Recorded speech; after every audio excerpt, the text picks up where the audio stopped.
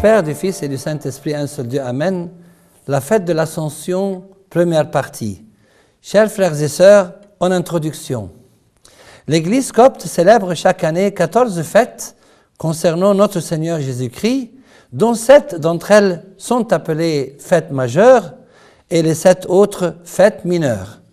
Les 7 fêtes majeures de notre Seigneur sont Noël, Théophanie, Transfiguration, Dimanche des Rameaux, Pâques, Ascension et Pentecôte. Quant aux 7 fêtes mineures de notre Seigneur Jésus, elles sont l'Annonciation, circoncision, présentation au temple, fuite en Égypte, noces de Cana, jeudi saint et dimanche de Thomas. Aujourd'hui, c'est le jeudi de l'Ascension, 40 jours après Pâques. Et à cette occasion, j'aimerais aborder les 2 thèmes suivants. Premier thème, Jésus est monté au ciel par sa propre force divine. Deuxième et second thème, comment l'Ascension a-t-elle eu lieu? L'extrait biblique de la Sainte Liturgie d'aujourd'hui se trouve dans l'Évangile selon saint Luc, chapitre 24. Avant son ascension, le Christ dit à ses disciples « J'enverrai sur vous ce que mon Père a promis, mais vous restez dans la ville jusqu'à ce que vous soyez revêtus de la force d'en haut. » Puis, il les conduisit vers Béthanie et, ayant levé les mains, il les bénit. Pendant qu'il les bénissait, il se sépara d'eux et fut enlevé au ciel. Pour eux, s'étant prosternés devant lui, ils retournèrent à Jérusalem avec une grande joie, et ils étaient continuellement dans le temple, louant et bénissant Dieu. Et dans les Actes des Apôtres, le Christ dit à ses disciples, « Vous recevrez une force, celle de l'Esprit Saint qui descendra sur vous, et vous serez mes témoins à Jérusalem, dans toute la Judée, dans la Samarie et jusqu'aux extrémités de la terre. » Après avoir dit cela, Jésus s'éleva pendant qu'ils le regardaient, et une nuée le déroba à leurs yeux. Et comme ils avaient les regards fixés vers le ciel pendant qu'ils s'en allaient, voici 2 hommes vêtus de blanc leur apparurent et dirent « Hommes galiléens, pourquoi restez-vous ainsi à regarder le ciel?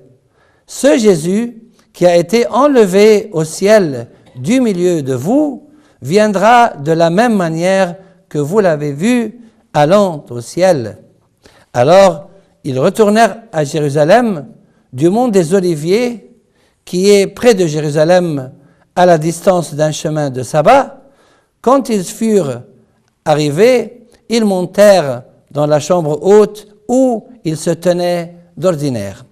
Premier thème, Jésus est monté au ciel par sa propre force divine. 1. La fête de l'Ascension est une fête propre à notre Seigneur. Ce miracle est spécifique à Jésus.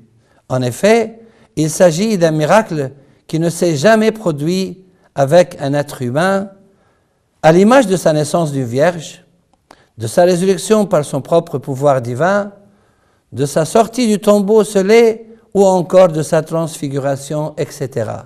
2. Jésus est monté lui-même au ciel par sa propre force divine. Contrairement à Enoch, qui a été retiré du monde par Dieu, Enoch marcha avec Dieu, puis il disparut parce que Dieu le prit. Et contrairement à Élie, qui a été emporté au ciel par le char de feu, comme il continuait à marcher en parlant, un char de feu et des chevaux de feu les séparèrent l'un de l'autre. Alors Élie monta au ciel dans la tempête. Élisée, qui est son disciple, regardait et criait « Mon Père, chars et cavalerie d'Israël », puis il ne le vit plus. De même que Jésus est ressuscité par ses propres moyens, sans que personne ne le ressuscite, il est monté au ciel par sa propre puissance. En lui était la force de l'ascension, tout comme la force de la résurrection. C'est par sa résurrection et par son ascension au ciel que sa gloire s'est manifestée. Passons à la deuxième partie de notre émission. Second thème, comment l'ascension a-t-elle eu lieu?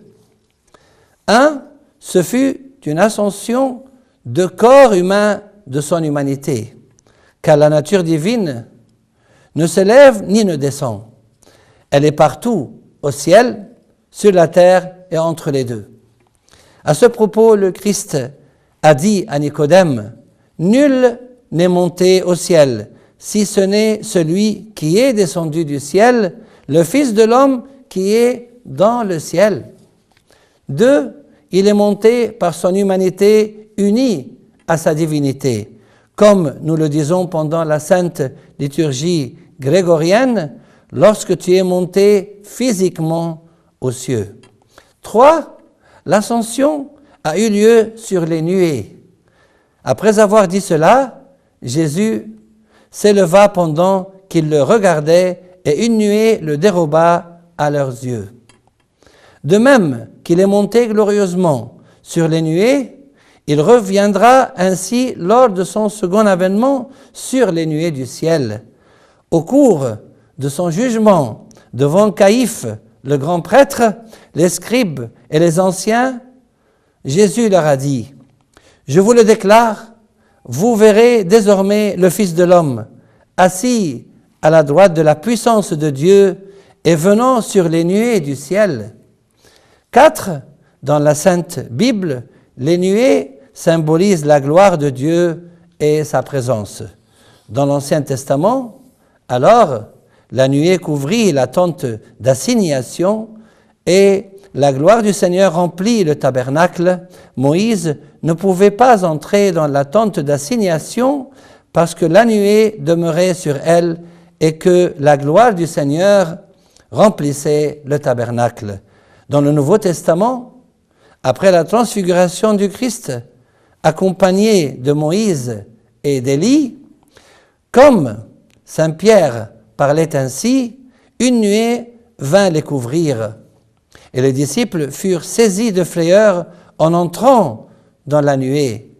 Et de la nuée sortit une voix qui dit, « Celui-ci est mon Fils élu, écoutez-le. » Pour conclure, chers frères et sœurs, notre Seigneur Jésus, par sa propre force divine, est monté au ciel sur les nuées d'une manière glorieuse dont ses saints apôtres ont été les témoins.